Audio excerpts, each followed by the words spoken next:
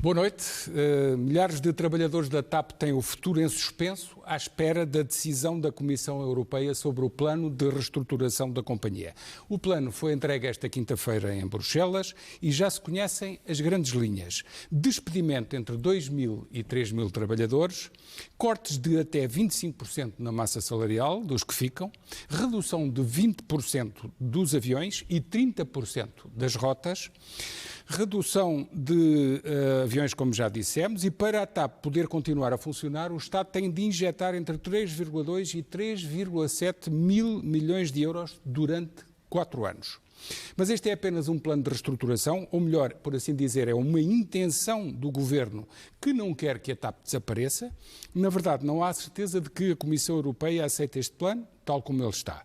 Bruxelas pode ainda exigir mais cortes ou simplesmente pode dizer que não aceita e manda liquidar a companhia. Isto é uma hipótese que continua sobre a mesa. É importante percebê-la. Neste caso, seriam mais de 10 mil postos de trabalho, em Portugal e no estrangeiro, que estariam em causa, mais de 3,5 mil milhões de euros de faturação por ano que desaparecem do nosso PIB. Seria um forte rombo nas exportações nacionais, uma vez que a companhia é uma grande exportadora, já chega a ser a principal exportadora, e nas compras que a TAP faz a mais de 1.500 empresas portuguesas. Também seriam afetados estes negócios. A própria reestruturação proposta pelo Governo está sob fogo dos sindicatos, como vimos, que não aceitam cortes tão profundos. Convidado deste especial informação, Pedro Nuno Santos, o Ministro das Infraestruturas. Obrigado pela sua disponibilidade. Obrigado, eu. Comigo, João Vieira Pereira. Vamos já para a conversa. Sr. Ministro, boa noite. Assumiu hoje, por acaso, nas páginas do Expresso, que é o pai da ideia de levar o plano de estruturação da TAP a votos no Parlamento, mas o Primeiro-Ministro disse também esta semana que essa ideia, disse praticamente que era um disparate essa ideia. Discutiu essa ideia com o Primeiro-Ministro ou agiu por conta própria? Não, as conversas que tenho com o Primeiro-Ministro não são matéria de pública. E, portanto, isso são as relações e as conversas que tem o Primeiro-Ministro, não serão, obviamente, por mim relatadas. Mas ficou surpreendido pelo Primeiro-Ministro dizer publicamente que essa ideia não fazia sentido? Eu não vou alimentar essa polémica.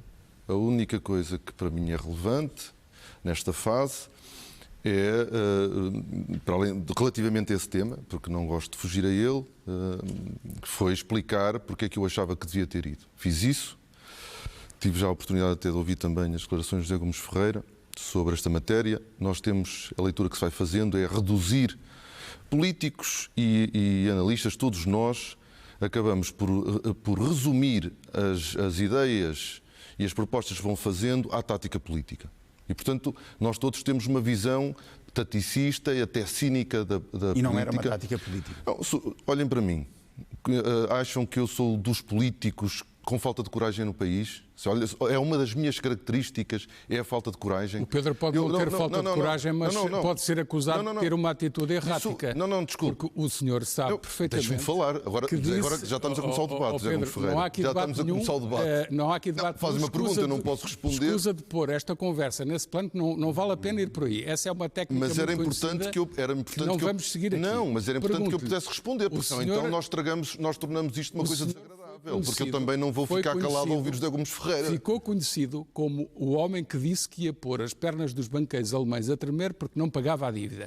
Como é que um homem de esquerda assume um plano tão agressivo, a expressão é do próprio Governo, não sente que está em causa a sua própria continuidade no Governo? Em primeiro lugar, vamos atrás, porque eu não tinha acabado a resposta, até para responder a alguns dos comentários que José Gomes Ferreira tem feito sobre esta matéria. Desculpe, eu volto a dizer, não ponha esta conversa num plano de debate, porque não é. Somos jornalistas que estamos aqui. José Gomes Ferreira, eu não vou desarmar, como é óbvio. Portanto, podemos continuar esse registro sempre, certo, porque mas já não me vai conhece, entrar pelo debate seguramente. Porque já me conhece e eu não vou desarmar. A mim fizeram uma questão direta e eu vou responder a ela. Certo. Pode querer desviar para outro tema. Mas não eu vou estou a desviar, Pronto. faça o favor. Então deixe-me lá responder a ela e depois eu respondo às questões todas que quiser colocar. Vai ter que me deixar responder às perguntas está que me vão sendo tempo, colocadas. Não interessa, estou a perder tempo, mas é importante que fique claro desde o início que eu vou responder às questões que me colocam e não vou permitir ser interrompido para passar para outra questão. As regras desta entrevista e deste estúdio são definidas por vocês e eu cá defino aquilo que vou dizer. Com certeza. Okay? Faz favor. Em mim mando eu. Respondendo à questão que me foi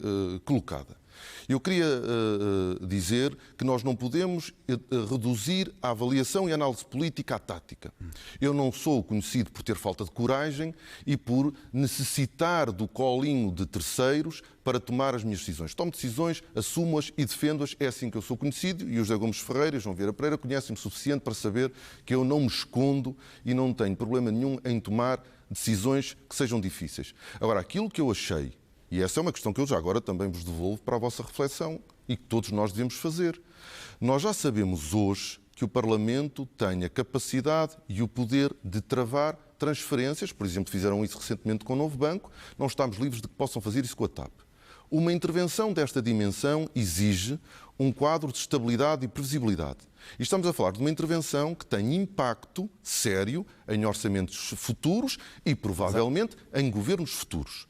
Se o Parlamento tem o poder de travar transferências, o Parlamento deveria ser ouvido e comprometido com uma decisão que não pode ser interrompida porque a determinada altura os partidos políticos sentem que o ambiente político mudou e os leva a chumbar uma transferência que derrota entre a TAP e o Novo Banco. É que a TAP é hoje uma empresa pública e o Novo Banco não é uma empresa pública. Dá uma grande diferença. Qual é a diferença? E como nós sabemos, a questão de... Mas qual é a diferença? A diferença é que não é completamente diferente.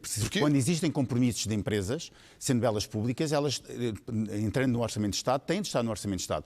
E tal como sabe, Sr. Ministro, a mesma questão da travagem da suposta transferência do Orçamento de Estado, que não é do Orçamento de Estado, mas do Fundo de Resolução para o Novo Banco, é contestada pelo próprio Governo como ilegal e até inconstitucional. Correto, mas a votação foi feita. E a transferência, essa votação teve uma consequência. Se essa transferência tiver de estar como compromisso assumido de uma empresa pública, tem de estar no Orçamento de Estado. E tem de estar no Orçamento de Estado, mas não pode ser travada. Desculpe, pode ser travada. Pode ser travada. Nós já vimos o que aconteceu com o Novo Banco e, infelizmente, o Parlamento amanhã... Mas é uma situação que o próprio Governo considera que é ilegal. Também, mas foi. E a verdade é que no futuro o Parlamento pode dizer não vai nem mais um cêntimo para a TAP. Pedro, objetivamente... E o que era importante, objetivamente é isto que eu estou a dizer. Objetivamente, o Pedro teve uma derrota política porque o Primeiro-Ministro acabou por não aceitar essa sua proposta. Mas esta é a minha opinião, eu estou a defendê-la. Eu estou a explicá-la. A pergunta que fiz e volto a fazer é: sente-se diminuído politicamente e está em causa a sua continuidade no governo? Imagine o que era de cada vez que há uma discordância entre o Primeiro-Ministro e os ministros demitissem. Bom, nós estaríamos muito pouco tempo no governo. Sr. Ministro, eu ponho a questão de outra forma. E se fosse chumbado o plano, demitia-se? Se eu tivesse... Vamos ver uma coisa, nós estamos sempre... É normal eu perguntar essa pergunta, claro que é, eu respondo com todo o gosto. Nós não podemos ter receio da democracia, não é? Isso é o resultado da democracia. Se nós achamos que há uma decisão com um impacto brutal, não só em termos sociais, como em termos de contas públicas, e achamos que é de tal forma impactante no futuro que o Parlamento deve se comprometer com aquilo que vai ser feito, obviamente que nós temos que estar disponíveis para saber. Ora bem, ter a TAP custa isto, não queremos pagar, não podemos ter a TAP. E essa é uma decisão livre e legítima que o Parlamento poderia tomar e nós temos que saber viver com ela. Isso não é demitir porque não consegui aquilo que queria. Não. Aqui o objetivo era comprometer um Parlamento. A maioria do Parlamento com uma decisão. E de caminho entalar o PSD no sentido que ou o PSD apoiava os despedimentos ou não apoiava, chumbava e o plano era... Mas isso é a vida política de quem está no poder e de quem está na oposição, tomar decisões, fazer opções, explicá-las perante o país. O Governo e o PS perceberam que o que o Pedro estava a fazer era transformar esta matéria numa moção de confiança ao Governo, que depois ia levar a que qualquer matéria difícil iria ser permanentes moções de confiança. Desculpa lá, nós temos decisões difíceis regularmente no Parlamento. Esta implica a transferência de mais 3 mil milhões de euros para uma empresa. E, portanto, se não se quer ouvir, não se ouve. Não sou o Primeiro-Ministro, não sou eu que decido. Já agora, fica a saber que eu achava que para garantir, e não é só por razões de tática ou entalar, essa forma cínica como nós vemos a política também tem de ser derrotada. É porque se nós precisamos de um quadro de estabilidade e previsibilidade para a companhia, nós devíamos querer exigir que os partidos assumissem, obviamente, posições sobre esta matéria, de forma clara e transparente. E foi por isso que teve a negociar também com o PSD. O Primeiro-Ministro sabia das negociações que manteve com o PSD? Eu sabia de que negociações com o PSD? Teve contactos com pelo menos 2 deputados do PSD? Atenção, eu sou Ministro das Infraestruturas e da Habitação, sou Ministro da República Portuguesa. Eu trabalho todos os dias, muitas horas, faço muita coisa. Eu não estou sistematicamente a perguntar se posso dar este passo ou aquele, se posso reunir com aquela pessoa ou com aquela. Eu sou Ministro da República. Então confirma que teve essas reuniões. Tenho o meu espaço com o PSD? Sim. Sim. Acabou de o dizer. Então, mas qual é que é aqui o segredo sobre essa matéria? Não, mas é que o Sr. Ministro também disse numa entrevista recentemente ao Jornal Económico que o PS já não precisaria mais da direita para governar, mas quando tem um problema vai a correr negociar com a direita. Olha, eu primeiro não fui a correr. Segundo, foi uma expressão. Segundo, reuni com todos os partidos e não foi só com o PSD. Terceiro, quando eu disse que o Partido Socialista não precisará mais da direita para governar, disse e repito, o PS, para governar, não precisará mais da direita, a não ser que não queira, a não ser que queira precisar da direita. Não querendo precisar da direita, o PS não precisa mais da direita para governar. O que não quer dizer que em cada momento nós possamos encontrar acordos com outros partidos. Foi o que sempre aconteceu no passado também. Pedro, diga uma coisa, qual é o número real dos despedimentos? Este documento diz 3.000, aquilo que o Ministro disse é 2.000 pontos, afinal, qual é o número real? Para as pessoas saberem, porque há 10.000 pessoas, mais de 10.000 pessoas, que dependem do futuro da TAP e para saberem a sua posição. Não passará dos 2.000. Porquê é que aparece 3.000 neste documento? Neste documento, aliás, porque o corte na massa salarial, que vai até 25%, é fundamental também para permitir poupar entre 600 a 1.000 postos de trabalho. Então, isso não é resposta para é 2.000 ou é 3.000? Como é que não é resposta? Não percebi. Desculpa, eu não percebi, muita gente lá em casa não percebeu. É 2.000 ou é 3.000? Isso não parte desse princípio. Não quer dizer que por não ter percebido as pessoas em casa não perceberam. Eu quando não percebo pergunto outra vez. Sempre fui assim. Não há necessidade, nós limitamos em 2.000 os despedimentos. Sim. Depois, para além dos despedimentos, há um corte salarial que vai até 25%. Este corte salarial permite poupar entre 600 a 1.000 postos de trabalho. Se não acontecer o corte todo, é que então terá que se despedir mais pessoas. Exatamente. É portanto, o corte de até 25 permite poupar entre 600 a 1.000 e, portanto, ficamos nos 2.000. E depois há um conjunto de propostas que permitem baixar dos 2.000, dependendo da negociação que fizerem com os sindicatos. Ainda não estava a chegar dezembro, já estava a levantar... Faltava aí a questão de ser um ministro de esquerda e fazer um processo desse. Não quis responder na altura, mas pode responder agora. Pode responder agora. Numa altura em que ainda não tinha entrado o dezembro, já estava a levantar o layoff na TAP para poder despedir em janeiro. Pergunto-lhe, o que é que vai responder às famílias que vão ter um Natal em suspenso, absolutamente angustiadas, estas famílias de pilotos, de pessoal de cabina, de pessoal de terra, o que é que lhes diz, olhos nos olhos? José Gomes Ferreira, se há alguém que se tem batido a sério para salvar a TAP, sou eu. E sobre isso também acho que ninguém tem dúvidas. Na TAP também ninguém tem dúvidas. Infelizmente, nós vivemos uma crise pandémica e económica com consequências brutais em todos os portugueses. Nós temos, infelizmente, o desemprego a aumentar, temos muitos portugueses a perder emprego, temos muitos portugueses a perder salário. A situação é muito difícil para os trabalhadores da TAP e para todos os portugueses. E nós temos, neste momento, um problema sério na TAP, com uma quebra de negócio acima de 70%, uma empresa que só sobrevive por causa do auxílio público.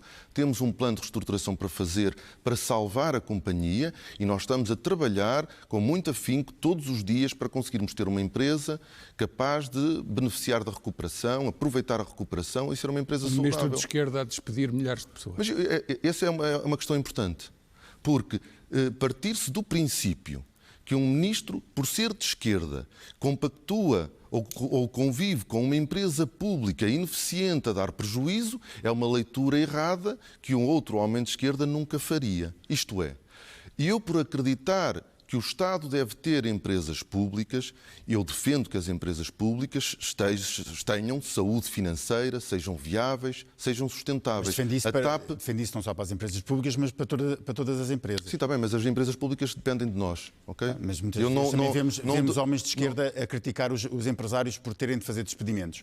Se calhar agora é mais fácil. Mas quer dizer, eu não está a falar para mim, de certeza, sobre essa matéria. Muito bem, mas vou só recuar um bocadinho em junho, porque em junho dizia que não era obrigatório existirem despedimentos na TAP, mas agora vão haver 2.000. O que é que mudou de junho para agora? Bom, mudou muito, porque a situação pandémica agravou-se de forma muito significativa.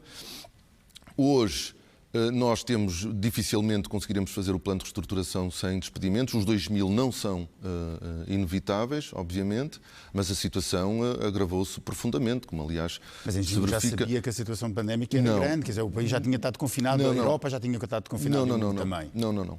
Entretanto, as previsões da IATA foram revistas em baixa. E, portanto, isso teve consequências na já TAP sabia em que havia uma segunda segunda vaga, uma possível terceira vaga? Não. Sim, eu sei que muita gente já sabia de tudo. Não. Outros Aliás, não. E no setor... O próprio Primeiro-Ministro disse várias vezes. No setor da aviação, todas as companhias aéreas estão neste momento, muitas delas, a necessitar de segundas vagas de intervenção, que não tinham sido antecipadas. E, portanto, nós partimos para um processo em que achávamos que um conjunto de outras medidas pudessem baixar a estrutura de custos laborais que evitassem o despedimento. Hoje sabemos que não é possível. Porquê é que diz que os salários são acima da média europeia na TAP? Eu não disse que eram acima da média europeia. Então o que é que disse? Disse que eram acima de algumas das principais concorrentes da TAP, como por exemplo a Iberia. Média europeia das outras companhias, obviamente. Não, mas não de todas. Isso é semântica. Não é semântica. Desculpa, muito concretamente, não é semântica. Um sindicato que diz, atenção, não é verdade que o nosso salário base seja acima da média europeia. E isto pode ser aplicado a todas as categorias profissionais ou quase todas. Porquê é que diz, por exemplo, que os pilotos ganham muito acima da média europeia dessas companhias que referiu? Eu vou repetir. Eu não disse que estavam acima da média europeia. Disse que estavam acima de concorrentes diretos da TAP, como por exemplo a Iberia. Acontece também o mesmo com a Air Europa. E da Iberia, nós temos oficial piloto 1 ano. Na TAP há 320. Os salários na TAP são entre 15% a 85% superior aos da Iberia e Air Europa. Oficial piloto 10 anos na TAP há 330, são superiores entre 20% a 35%. Qual é o valor absoluto? Já agora diga, para as pessoas saberem, lá em casa. O valor absoluto de quê? Dos salários? Os salários dos pilotos. Salário fixo e variável bruto anual? Sim. 84.000 euros, oficial piloto 1 ano. Dá cerca de 7.000 euros por mês. 150.000 euros, oficial piloto 10 anos na TAP, há 330. 12.000 euros por mês. Comandante 10 anos na TAP, há 320, 185.000. Dá 16.000. Comandante 20 anos na TAP, há 330, 241.000. 241, 24, dá para aí 18 a 20, 18 Comandante 30 anos na TAP, há 330, 260.000 euros. 260, 26, 20.000 euros Pronto. por mês. Salário fixo e variável bruto anual. Isto é demasiado, é isso que está a dizer? Não sei, o que é que acha? Eu não tenho que achar. Pronto. É demasiado. Nós neste momento, não temos um custo unitário superior a de concorrentes diretos, como é o caso da Iberia, e isso torna a capacidade concorrencial da TAP muito difícil. Mesmo que nós tivéssemos muito dinheiro público dos portugueses para injetar na companhia e segurar o nível de emprego e segurar o nível salarial, quando a crise passasse, nós voltávamos ao mesmo e a TAP não iria conseguir sobreviver. E, portanto, a TAP precisa de fazer um ajustamento. A responsabilidade, eu disse, não é culpar os trabalhadores, não é culpar os pilotos.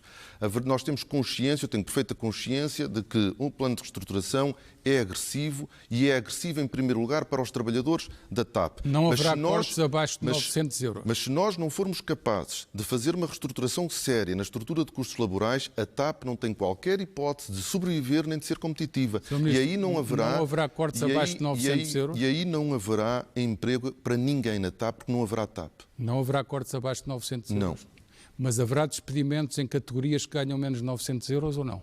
Haverá saídas em todas as categorias. Mesmo dos que ganham menos? Haverá saídas em todas as categorias. Percebi, mas quis sublinhar para os espectadores perceberem, porque há muita gente, trabalhadores Desculpa, que nos estão a questão aqui não é apenas salarial, a questão aqui é também face às necessidades que a companhia vai ter nos próximos anos. O que é que responde aos sindicatos quando dizem que os indicadores melhoraram muito com a perspectiva da vacina e, portanto, aquele conjunto de indicadores base que serviu para fazer esse plano está desatualizado?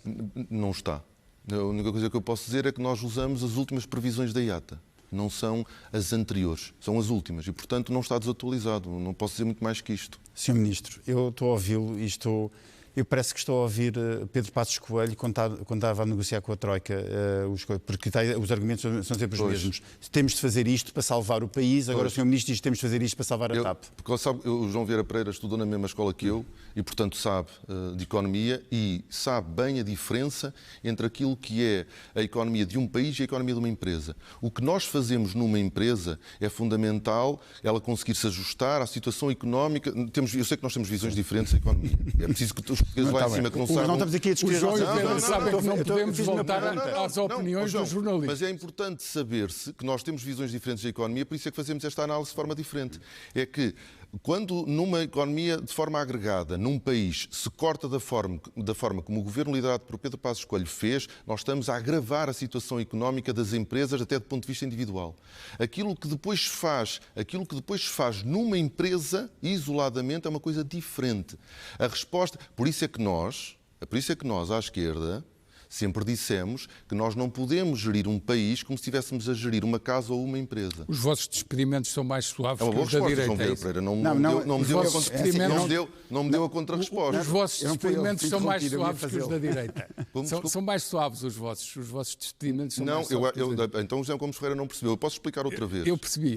Não se pode responder a uma economia como um todo como se responde a uma empresa. Não se pode tratar a governação do país como se trata a de uma empresa. São coisas diferentes. Os argumentos são os mesmos. Os argumentos usados são os mesmos argumentos. Sim, há um plano para salvar o país da bancarrota onde estava. E aqui há um plano que vocês têm para salvar a TAP da bancarrota onde está. Os argumentos podem ser os mesmos. O que eu estou a dizer é que os argumentos que nós usamos para uma empresa não são válidos quando são usados para fazer o mesmo que se faz numa empresa num país como um todo. Pergunta muito importante. Claro que discordamos. Isso eu já sabia antes até da nossa entrevista. Que tem que ser feita nesta altura, que é esta é uma reestruturação muito agressiva e eu agora acrescento, é uma intenção de reestruturação. O que quer dizer com isto é que pode não ser aceito por Bruxelas. Está consciente que Bruxelas pode exigir ainda mais cortes na TAP? Estou consciente. Sim, está consciente. O que é que acha? Eu sei muito bem aquilo que vai ser a interação com Bruxelas. Vai ser uma interação difícil, vamos fazer o nosso trabalho, nós fazemos o nosso plano de reestruturação e agora vamos trabalhá-lo com a Comissão Europeia. É receio ou não que eles peçam ainda mais? Esse é um processo que nós já conhecíamos. É evidente, não é receio. Qual receio? A Comissão Europeia vai apresentar os seus argumentos, vai fazer contrapropostas e nós vamos defender o nosso plano de reestruturação. É um processo normal em que está envolvido Portugal e muitos outros países europeus. Não é receio. Nós estamos à espera que a Comissão Europeia seja dura na interação connosco. Bom, mas isso é... Mas há um limite a partir do qual a companhia já não é viável. Imagino que pedem para sair mais de metade dos trabalhadores e que pedem para cortar 50% dos salários. Sim, eu não vou imaginar nada. Nós temos um plano de reestruturação e agora vamos trabalhá-lo com a Comissão Europeia. Vamos ouvir os seus argumentos, vamos apresentar os nossos e vamos defender aquela que é a nossa... Quando é que é decidido este plano? Horizonte temporal? Não há um prazo, mas nós esperamos que em fevereiro, inícios de fevereiro, nós consigamos ter já uma resposta definitiva da Comissão Europeia. Mas, entretanto, os despedimentos vão começar já em janeiro. Aliás, já não há renovação de contratos e vão começar a sair pessoas em janeiro.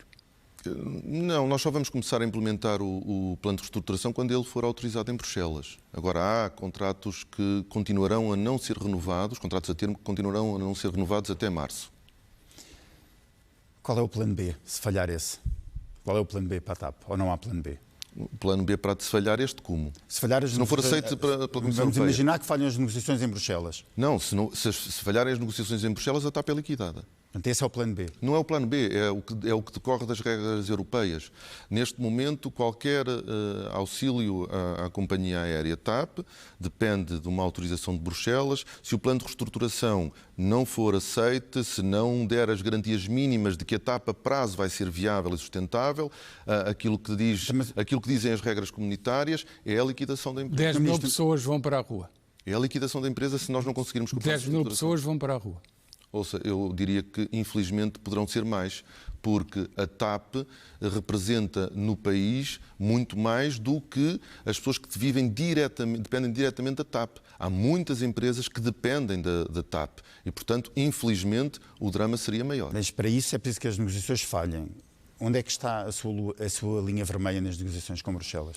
A capacidade de nós podermos ter um hub a funcionar de forma eficiente. O que é crítico para nós é qualquer processo de reestruturação não faça perigar a otimização do nosso hub em Lisboa, que é o negócio que verdadeiramente dá dinheiro e é rentável. Vamos só tentar explicar o que o hub é basicamente um distribuidor de passageiros entre várias partes do mundo e, por exemplo, a Europa. Portanto, entre a América do Norte, a América do Sul e o resto da Europa, portanto, com passagem para Portugal. Como é que se consegue fazer um hub? E o senhor é também Ministro das Infraestruturas, com a solução Portela mais Montijo. Esse é o hub ideal? É assim que se consegue manter? Ou a solução de construir uma espécie de parque provisório no Montijo para aviões vai ter de ser repensada? Bom, esse plano da expansão da capacidade aeroportuária de Lisboa estava pensado para uma etapa em crescimento. Quer dizer, desse ponto de vista, isso estava acautelado. Montijo seria apenas uma pista, uma base, um aeroporto para as low cost, libertando voos hoje low cost no Humberto Delgado e, portanto, permitia que o hub, do ponto de vista de voos de longo e médio curso, pudesse aumentar a sua capacidade. Nesse aspecto não vai ser repensado muito. Esse processo não está ainda fechado. Porquê que a TAP é a única companhia nesta conjuntura europeia, difícil, obviamente, ninguém tem culpa da pandemia, mas porquê que é a única que não é ajudada ao abrigo das regras de Covid-19? Agradeço, porque essa também é uma questão importante sobre a qual se tem elaborado muito em erro. É que tem uma subpergunta, é que há quem diga que o senhor foi mal preparado para Bruxelas para apresentar este plano e não entrou pela outra porta porque não ia bem preparado. Pronto, porque eu não fui eu que tive que fazer essa negociação. Não, nem a minha equipa, porque a responsabilidade dessas negociações não são do Ministério das Infraestruturas e da Habitação. Certamente. De qualquer forma, mas vocês é que os informam e levam quem? O Ministério das Finanças? Somos nós que informamos? Não, vocês é que dão os elementos para a empresa ser reestruturada. As finanças não sabem de aviões. O Ministério das Finanças é altamente competente nessas negociações.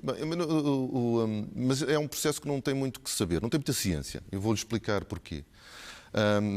A TAP só podiam ser intervencionadas ao abrigo do quadro temporário Covid companhias que não tivessem já em dificuldades no ano 2019. O que define ou permite definir uma empresa como estando em dificuldades já em 2019 são critérios objetivos. Não é do âmbito do debate, da discussão ou da negociação. São critérios objetivos. E a TAP cumpria dois critérios objetivos previstos na legislação comunitária. Não é também... E a TAP preenchia dois. Os capitais próprios, que eram negativos, em cerca de 600 milhões de euros, no final de 2019, e 300 milhões de euros de dívida. Tecnicamente falida, é o que se costuma dizer. Exatamente. E 300 milhões de euros de dívida com atrasos de pagamento a mais de 90 dias, que permitia aos credores da TAP, a qualquer momento, pedirem a insolvência da companhia. Estes dois critérios classificaram a TAP como sendo uma empresa em dificuldades em 2019. Não é matéria de discussão ou de negociação, é aplicar os critérios. Esta é uma empresa que, objetivamente, estava em dificuldades em 2019. O que quer dizer que o problema da TAP não era apenas, obviamente foi precipitado, acentuado, estamos a falar de uma quebra de 60% do negócio, obviamente que o Covid foi o determinante da queda, mas é uma empresa que já tinha problemas antes. E vamos a uma segunda, uma subquestão, que não sei se me iam colocar, mas que é sobre o mesmo debate, que é a ideia de que, mas isso foi porque em Bruxelas consideraram a TAP SGPS e os senhores deviam ter convencido a Comissão Europeia a considerarem apenas a TAP SA. Essa também é uma questão que os sindicatos levantam, nomeadamente os pilotos, sim. E agora, e porquê que a Comissão Europeia considerou a TAP SGPS? Primeiro, 97% das receitas da TAP SGPS são a TAP SA. Portanto, não estamos a falar de entidades assim tão distintas. E depois, a TAP SA, ao longo dos anos, foi fazendo empréstimos à TAP SGPS. A TAP SGPS deve mais de 800, finais de 2019, devia mais de 800 milhões de euros à TAP SA. Ora, se nós fôssemos só intervencionar e auxiliar a TAP SA, a TAP SGP e a TAP SGPS pudesse ir à insolvência, a TAP SGPS ia deixar de pagar os 800 milhões de euros à TAP SA e até a TAP SA caía logo de seguida. E por isso é que a Comissão Europeia não aceitou essa separação e considerou o grupo como um todo. A partir do momento que considera o grupo como um todo, o grupo preenchia aqueles dois critérios que eu aqui há pouco disse e não havia forma de ir a outro regime. A segunda parte desta história. E se tivesse sido alvo de intervenção por outro regime, alguma coisa mudaria? Não. É que parece que há a ideia de que há um regime qualquer ao virar da esquina que representaria uma reestruturação mais suave. Ponto 1. Reestruturação mais suave. Reestruturação mais suave interpretamos como menos despedimentos, menos cortes salariais. Então, do outro lado, mais dinheiro dos contribuintes na empresa para suportar esses custos que iríamos manter. Segundo, as outras companhias que foram ao abrigo do quadro temporário Covid estão a fazer reestruturações mais suaves? Não. Vamos à Lufthansa. A Lufthansa vai, até ao final deste ano, dispensar 29 mil trabalhadores, 20% do total de trabalhadores da Lufthansa. A Lufthansa, ainda assim, vai cortar 45% o salário dos pilotos, 20% do salário dos tripulantes. Isto é... Mas é uma negociação, são medidas que partem muito mais da Lufthansa do que propriamente da negociação com Bruxelas. E estas? Mas nós só hoje aprovadas ou não para Bruxelas. Mas não sequer sabemos se vão ser aprovadas em Bruxelas ou não. Atenção, as das outras companhias também têm. Porque nenhum país pode, nenhum Estado pode pôr o dinheiro que lhe apetecer numa outra companhia. Porque, obviamente, o problema que exige a fiscalização do nosso plano existem em todas as outras companhias, que é, não pode haver injeções de dinheiro público que possam, de alguma maneira, distorcer a concorrência. Mas estamos a falar num cenário completamente diferente. A Comissão Europeia não irá mandar liquidar essas companhias, como a Lufthansa. Não, aliás, começa logo pela nacionalidade, mas isso leva-nos a outras coisas. E a TAP está sobre a mesa esse risco de acontecer. Está esse risco em cima da mesa. Não muda nada, é no plano de reestruturação que queremos fazer. O nosso plano de reestruturação, que eu já apelidei de agressivo, foi eu que apelidei de agressivo. Eu estou a usar uma expressão sobre esse plano de reestruturação que é agressivo, só ontem é que foi para Bruxelas, ok? Nós agora vamos interagir com Bruxelas. Portanto, nós fizemos aquele plano de reestruturação não porque Bruxelas quer, mas porque a TAP ou é reestruturada daquela forma ou não tem qualquer hipótese de sobreviver. Desculpe, só uma pergunta que eu vou voltar um bocadinho atrás, mas acha que qualquer contribuinte português, por exemplo, alguém que não utiliza o transporte aéreo da nossa companhia, como contribuinte, vai suportar um novo banco? A expressão é minha. Essa é sua. É minha e continuo a usá-la porque não há outra. Eu sei. Mais eficiente. Não é a mesma coisa. É um novo banco do ponto de vista do dinheiro que consome para manter uma companhia com um serviço que, se nós quisermos, vamos pedir, basta comprar o bilhete à Lufthansa ou a outras companhias. Tem duas coisas erradas aí. Primeiro, repara na contradição porque é que este debate é tão difícil. Ainda há 15 minutos atrás, José Gomes Ferreira dizia-me como Pedro, eu peço-lhe que evite a palavra debate. Estamos a fazer perguntas. Desculpa, agora foi... o debate, não a opinião pública. Não, juro-lhe que agora foi mesmo inconsciente. Eu percebi, mas o espectador podia não ter percebido. Não é um debate, é uma entrevista. E, portanto, que fique claro que eu não estou a debater com o José Gomes Ferreira. Não, eu ia há 10 minutos, se lembrar, há 10, 15 minutos, perguntava-me como é que o Sr. Ministro vai, ou o Pedro Nuno, já não me lembro como disse, vai dizer àqueles 10 trabalhadores, a 10 mil trabalhadores, como é que vão passar o Natal. E agora está-me a dizer, como é que vai dizer aos portugueses que acham... Claro, são os dois lados da mesma moeda. Mas para perceber... O Pedro só estranha, desculpe tratá-lo assim, acho que são idades parecidas, acho que não há problema. Idades parecidas não, que eu sou muito mais novo. Sim, tem toda a razão. Ouça, eu tenho cabelo branco, mas sou muito mais novo. Assumo a minha senioridade e até posso usar a expressão que usa na tropa, mas enfim, não vou dizê-la. Mas a questão são dois lados da mesma moeda. Não, correto, mas repare, para resolver o problema de um lado, eu tenho que pedir mais a estes. Certo, e a pergunta tem que ser por um lado e depois por outro. Eu sei. O contribuinte mas tem que pedir a mais porque nacionalizou uma Mas quando é que isto para? Não. Essa também é uma boa pergunta. Não se esqueça dessa. Não se esqueça dessa. Está aqui apontada. Não se esqueça. Essa é muito importante, a nacionalização ou não. Muito importante. Voltando à questão dos contribuintes. É exatamente... Porque nós temos consciência que os portugueses que estão a perder emprego, estão a perder salário, recorrem aos serviços, aos cuidados de saúde e sentem uma grande dificuldade em que os cuidados de saúde que estão a dar resposta ao Covid tenham dificuldade em dar resposta às outras necessidades dos cuidados de saúde. De alguma forma, sintam uma grande incompreensão quando depois veem uma injeção tão grande de dinheiro numa empresa através da qual nunca voaram e provavelmente nunca voarão. Nós temos a perfeita consciência disso. E nós fazemos esta intervenção e decidimos que era importante salvar a TAP, porque estamos conscientes de que o prejuízo para o país não é só para os trabalhadores da TAP, que obviamente são uma questão muito fundamental para nós, mas para o país. E quais são prejuízos são esses? Deixar cair a TAP representaria perdas para a economia nacional e para os outros portugueses, mesmo os que nunca voaram na TAP, muito maiores do que a injeção que vamos fazer. Eu gostava de perceber exatamente que prejuízos são esses. Dou dois exemplos. 2,6, e já foram alguns deles ditos pelo José Gomes Ferreira no início da entrevista, 2,6 mil milhões de euros de exportações. O João Vieira Pereira e o José Gomes Ferreira sabem que um dos problemas crónicos da nossa economia é ser sempre difícil conseguir o equilíbrio da nossa balança externa. Conseguimos mais facilmente quando estamos mais pobres e consumimos pouco e importamos menos. A TAP vende 2,6 mil milhões de bilhetes a cidadãos estrangeiros, 700 milhões a cidadãos nacionais. Se a TAP caísse, esses 2,6 mil milhões de euros de exportações passavam a zero e os 700 milhões de euros de bilhetes passavam a importações. Ponto 1. Esta é uma perda... Não, obrigatoriamente, nós não sabemos no mercado, não poderiam existir outras companhias que pudessem substituir. Mas nós sabemos. Portuguesas, conhece? Portuguesas conhecemos. Possam substituir... Isso ia levar-nos a outro ponto mais à frente da nossa conversa. Sobre a SATA, é que o Governo só está a olhar para a TAP e a SATA está falidíssima. Podemos falar sobre isso, não é responsabilidade do Governo da República, mas podemos falar sobre isso. Podiam ter combinado. Mas esperem. Vamos ser realistas, ok? Não há nenhuma empresa em Portugal portuguesa consiga substituir a TAP. Não há. Portanto, vamos ser realistas. Perdíamos 2,6 mil milhões de euros de exportações e passávamos a ter 700 milhões de euros de importações. Só vou dizer mais um, não, mais dois. O outro é... Atenção ao tempo. Sim, mas é muito importante percebermos porque é que se decide intervencionar uma empresa destas e se mete dinheiro nela.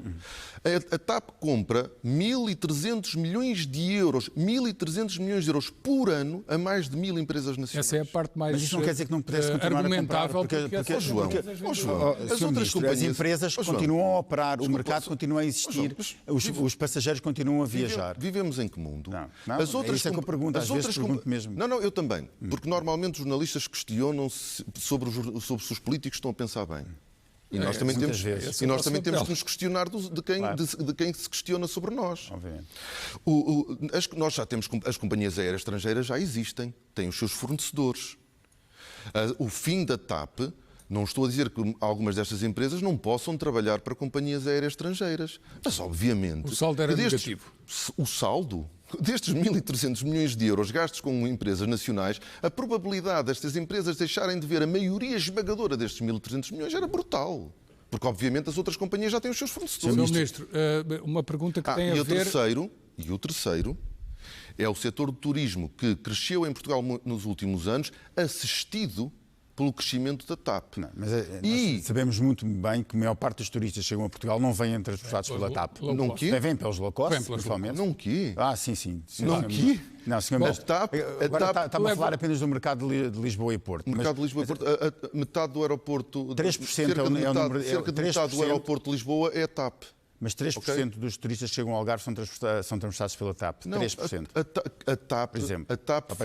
A TAP foi o instrumento mais importante convidem a Confederação de Turismo de Portugal, que poderá falar melhor do que eu sobre o tema. Sr. Ministro, a importância da TAP no crescimento do turismo em Portugal foi determinante, central, sem paralelo, inquestionável. Para outro tema, vocês são acionistas, nós somos acionistas, o Governo é que é o titular dessa participação e como Poder Executivo, e o que acontece é que disse, e bem, que a SGPS, portanto a holding, tem dívidas enormes.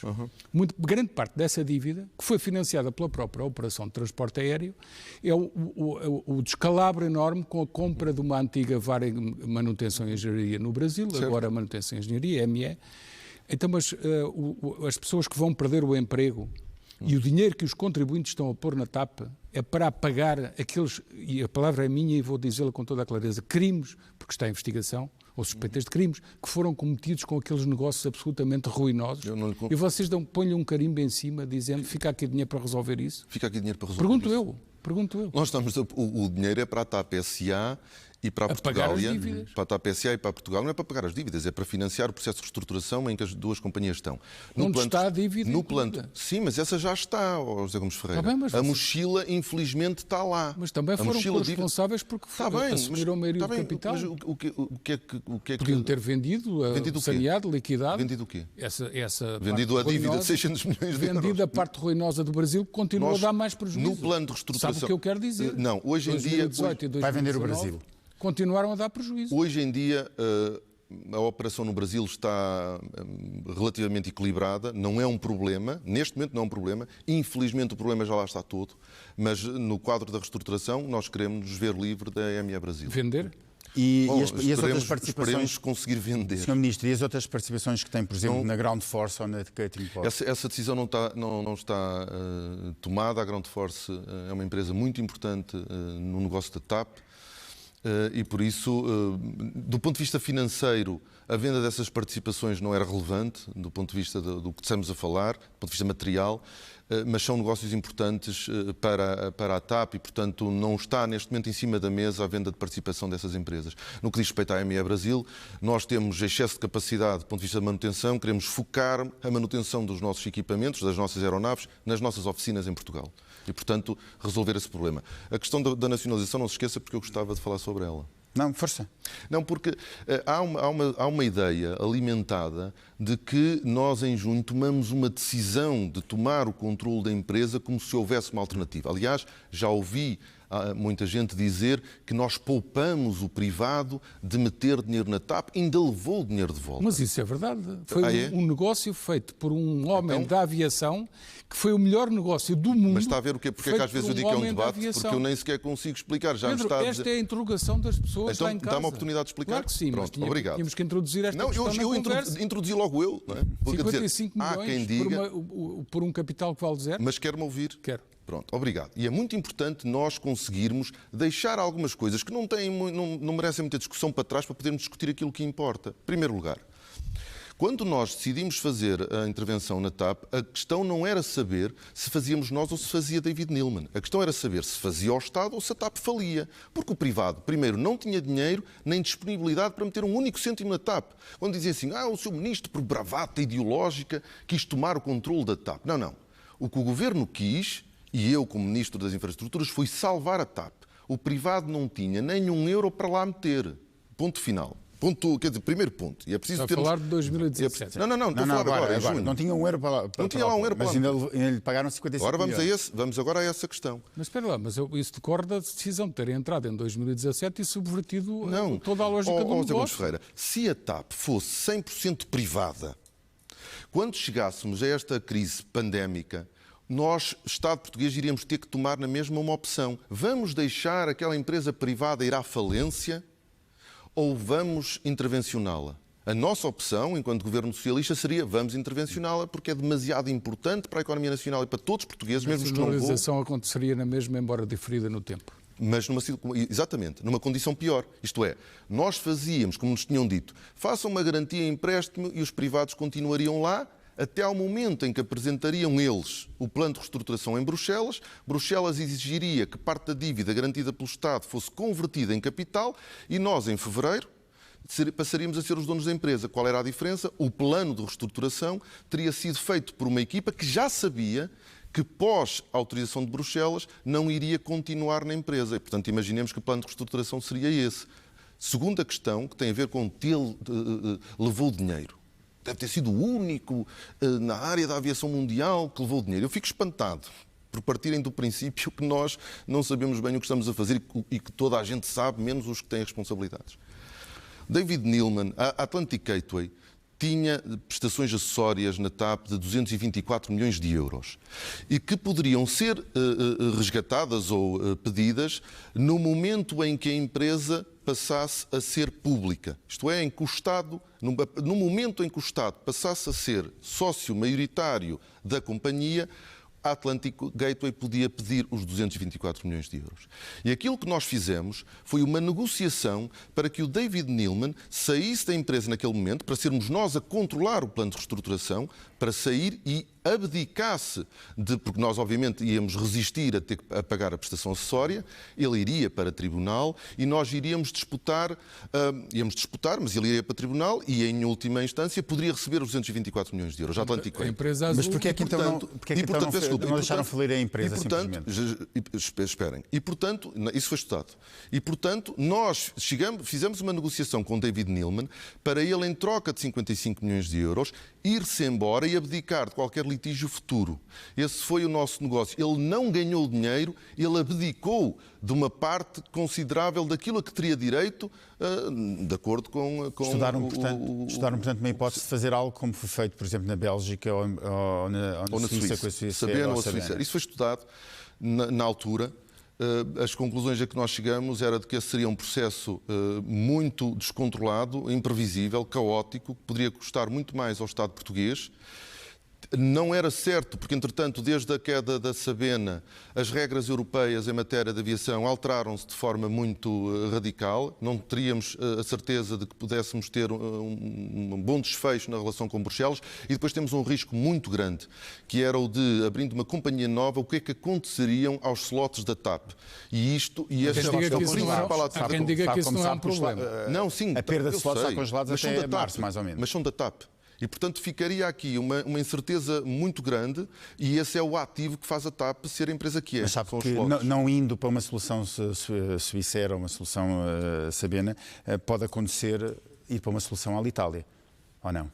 Ou seja, e para quem nos está a ouvir, a Alitalia é hoje uma companhia, a companhia de bandeira italiana que andou privatizada, nacionalizada, hoje é uma companhia morta. É tão injusto comparar a TAP com a Alitalia, porque a TAP é uma companhia com um negócio único, muito disputado e apetecível por outras companhias. Nós somos a primeira companhia europeia a voar para o Brasil. Somos a primeira companhia... Acha que há muita inveja das companhias europeias e das grandes companhias para ver, e estão a esfregar as mãos de contentes à espera que a TAP caia para ter essas rotas? Eu também já tinha ouvido essas declarações. Vamos lá ver uma coisa. É normal que num processo de crise haja expectativa de consolidações, que é uma palavra nova para concentrações. Temos 30 segundos para esta resposta. Para concentrações. Agora, todas as companhias estão... Não é verdade aquilo que tem dito, que a TAP está a reduzir a sua dimensão para metade. Mas é uma força de expressão. As outras companhias todas estão a reduzir a sua dimensão. Por exemplo, a TAP reduz a sua frota em 19%, a Lufthansa reduz a sua frota em 20%, Sim, a Iberia reduz a sua frota em 20%. As rotas reduzem em 30%. Estamos mesmo no fim. Uma última pergunta. Se a companhia tiver que ser liquidada, qual é o estudo do Governo para o custo para o Estado? Quanto é que vai custar liquidar ao Estado, e não é infelizmente, ao Estado não custa muito. Ao Estado não custa. A empresa tem fecha. Que pagar responsabilidades. Não, a TAP é que tem que pagar. A TAP, com o património que houver. A TAP, exatamente, da TAP. Os 1.200 milhões de euros têm prioridade. De qualquer forma, o custo para o país não é, já falou nesse não é a queda da TAP. Mas é importante nós nunca perdermos isto de vista, porque nós, quando olhamos, eu estou a meter dinheiro numa companhia onde eu não vou. Não, a importância da TAP não é só o transporte de passageiros, é o que ela representa em termos de emprego, de trabalho para muitas empresas, para o setor turismo, para muita gente que nunca voou nem voará, beneficia da existência da TAP e do trabalho que a TAP faz. Muito bem. Foi a entrevista exclusiva com o Ministro das Infraestruturas, Pedro Nuno Santos. Muito obrigado pela vossa atenção.